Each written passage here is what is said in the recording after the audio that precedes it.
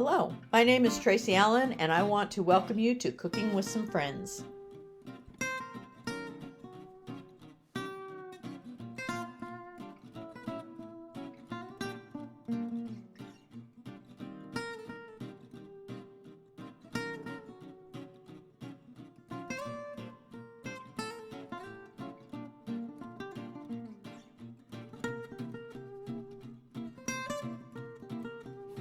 Hello and welcome to Cooking with Some Friends. With the 4th of July coming up, we normally cook out, grill out, whatever. And normally if your grandkids, your kids are like mine, somewhere in that mix they want to do some s'mores. And they want to have a fire and do all of that when they roast their hot dogs and have some s'mores. So we thought it would be fun to do a couple of s'mores charcuterie boards. Now, my daughter-in-law and I did a charcuterie board, or a couple of them actually, together a while back. And one thing she taught me is there's really no wrong way to put one together. So we're going to do that for some s'mores. But as you can see, I've got two boards, two places to put these together. And there's a method to my madness. I have some grandkids that are allergic to peanut butter, and I want to include some items with peanut butter. So I'm going to put those on a separate tray from those things that don't have any peanut butter, so that they don't cross-contaminate and make somebody sick. So on the larger board, that's going to be my non-peanut board. And on the small tray, that's going to be those things that they can have that I don't have to worry about them getting peanut butter involved. So in my small containers, and you could use ramekins, you could use small bowls, whatever. And I found these cute little risers at Hobby Lobby. I'm going to put those just to give it some height. They've got stars and stripes. But in one of these little containers, I'm going to go ahead and put some chocolate icing. In my container. And don't throw your containers away, because that way if you have extras, extra ingredients, you won't have wasted those or have to try to figure out where you're going to put them. Okay, set that aside. Okay, and my other one on this tray, I'm going to put some caramel topping. I thought that might be good to dip some of their stuff in. Okay. Now on my other board, I'm going to put some marshmallow cream in one of my containers. And like Taylor told us before, a lot of times it's better to try to figure out where your containers or your things that are holding your sauces or whatever, where they're going to sit, so that you can figure out what you want to do from there. So there's my marshmallow cream. Save my container. Put the lid on. Okay. And another one, since this is my one that can have peanut butter, I'm going to put some creamy peanut butter in one of my containers.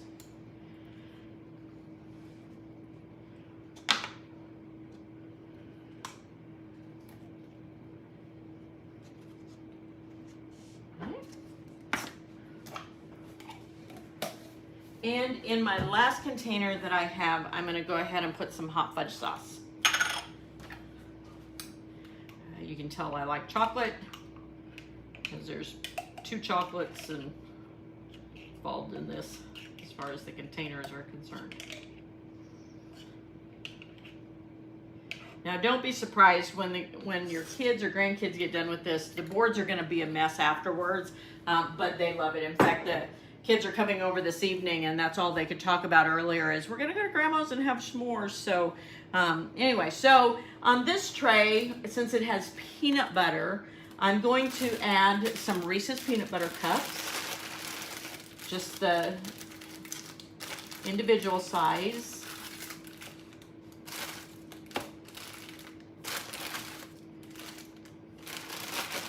And we're going to run those along there. And I'm going to put some Nutter Butter cookies. Now, you can even use Nutter Butter, the minis, if you can find them. I couldn't find them at the store, so, but it's a cute idea to use them. And I'm going to keep this stuff a little ways away from the edge so that when I carry this out to our table, I don't lose it. Okay. And you may want to eat a couple cookies anyway, all by themselves. Okay, Nutter Butters. I'm also going to add the pretzel rods. Now these can go on either tray. There. I'm going to add them right over here by the peanut butter. They'd be good with the peanut butter or the chocolate, actually, or with the marshmallow cream. But I'm going to put some of these rods also on my non-peanut one because the kids can have those. Okay. Now, of course, with s'mores, you've got to have graham crackers. And I think one of the key things when you do s'mores that makes them a little more difficult is when you have to break the cracker into sections. It never fails when you've got that marshmallow going and all gooey, and then you're having to try to break the crackers and they don't want to break in the right spot and you've got a real mess. So it's kind of nice if you break them up a little bit beforehand. Just like that, they don't want to break in the right spot. Okay, one more on that tray. Okay, and I'm going to put a few on this one as well.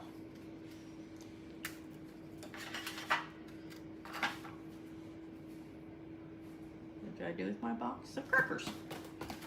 There.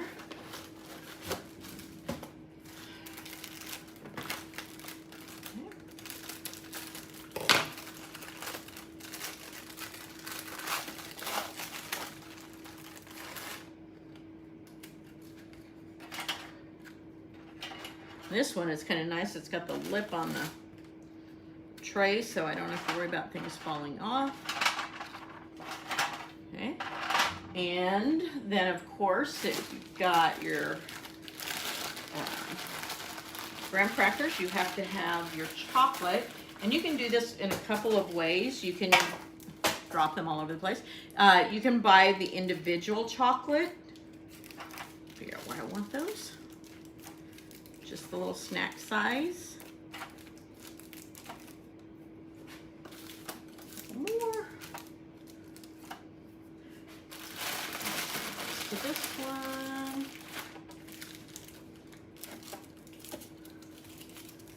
And we'll rearrange those once we kind of figure out exactly what we want. And then I also bought or have some regular size ones. Now you can leave these whole in the package, but like I said earlier, it's when that marshmallow is all gooey, it's hard to break up your candy bar. So I'm going to open those up and I'm going to break them in half here in just a minute, and we'll put those on the tray. With a couple dropped. Okay. I also bought, because it makes it a little bit easier sometimes, to use the fudge stripe candy or cookies. So I bought those that we can arrange on our trays. Again, no peanut butter, so we can pretty much put them wherever we want.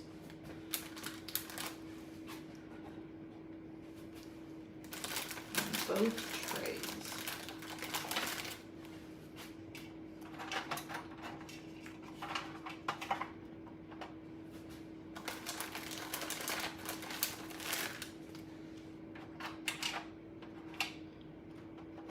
Which do you prefer, to do the graham cracker marshmallow chocolate bar, or do you like taking the two fudge stripes and putting your melted marshmallow between? Personal preference. Okay. Now I love chocolate and caramel combined, so I also bought some some chocolates with caramel in them, and we can put those on our tray. There's another option for them to have. Again, you don't even have to eat them with the marshmallows if you don't want to. It gives something for everybody. I'll put these on the outside. I'm going to do a barrier around that one. one of the things that my daughter-in-law and I talked about was the fact that sometimes this is hard for me to do because I like things that are very symmetrical. And this doesn't have to be symmetrical. Okay. Of course, I've got marshmallows, and I've got different kinds of sizes of marshmallows. But I also I have a granddaughter who loves cookies and cream Hershey's, so I bought some of those to put on our tray. And these, again, can go on both trays because there's no peanut butter in them. Does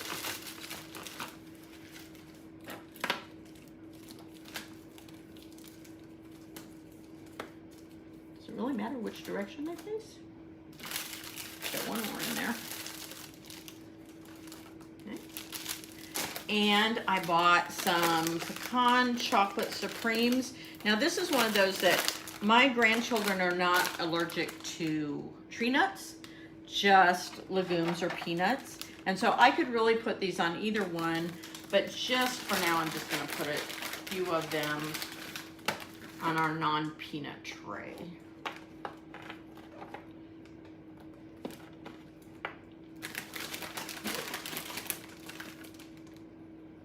And again, if these are just little chocolate chip cookies, then you could pretty much put them anywhere. I'm going to go ahead before I do the last few things I have. I'm going to add some different marshmallows in. These are the normal size marshmallows. So I'm going to put a pile of those on both trays. Okay.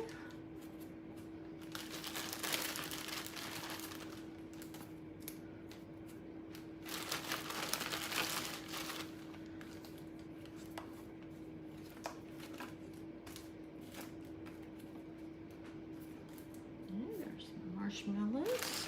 A couple more on the big tray. Okay. I did get miniature marshmallows if you want to put those on. Another good thing that you could add to these, but I couldn't find them, are the mini waffle cones. If you find those, that way you can fill them with some of the candies. And if you want to, you can heat them. If not, you can just eat them as they are. Okay. These are those big marshmallows that are meant specifically for s'mores. I'm trying to decide where I want to put these. Surround my peanut butter with them. Now, if I'm not ready right away for these, for my trays, then I can always set these, cover them, set them aside. That I don't have to refrigerate, but I can do that. Now, I also bought, just in case you want them, we have some strawberries, and they have these huge strawberries, but I want to put them somewhere where they're not going to come in contact with anything that they might get, rinse them off, and I don't want them to make my crackers soggy, so I'll put a few of those on the tray as well. And you can stem them if you want to, but you don't have to. Adds a little color to it. Get a paper towel real quick. Okay. Now, I might add a few more things to this tray, but basically it's ready to go. This one, I need to add a few strawberries to it, and then it's ready to go as well. So again, the sky's the limit, whatever you prefer, and I still have to add those half a candy bars in, but whatever things you like on your s'mores or just as a dessert tray type thing that they can grab some stuff, anything works. So enjoy the 4th, and we'll talk to you later.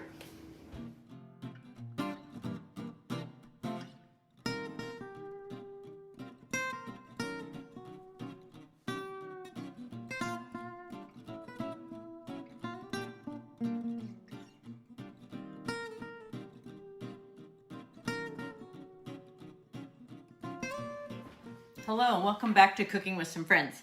I've already done some chili that we're working on, some 4th of July recipes, so I hope you're ready for another really simple one. This is a fruit salad that we're going to throw together, and it calls for some really basic ingredients, some which you might just have on hand, so you don't have to go out and buy a bunch of stuff in advance. So we're going to start off with, in our bowl, we're going to mix a 4-ounce container of vanilla pudding. Now this is just Jell-O vanilla pudding. You can make your own if you'd rather, but if you buy these for the kids anyway, or the grandkids or whatever, you might have them around. So again, you could make your own pudding, but that's an easy way to do it. Then we're going to add to that a 1/2 cup of Cool Whip. And we're going to mix those two things to get them blended. Okay.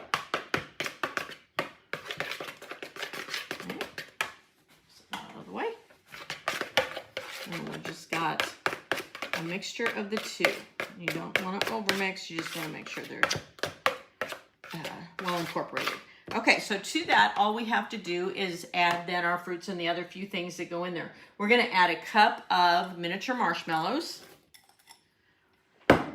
And we're going to add a cup of green grapes. They're at the bottom of this bowl. A cup of green grapes and a cup of sliced strawberries to our fruit salad. And then we're going to put in some mandarin oranges and some pineapple. Pineapple tidbits work the best. Now, you want to drain those well before you add them to this to get as much of the juice off as you can. But it's an 11-ounce container of mandarin oranges that you've drained, and then about 8 ounces of the pineapple tidbits. Switch spoons here.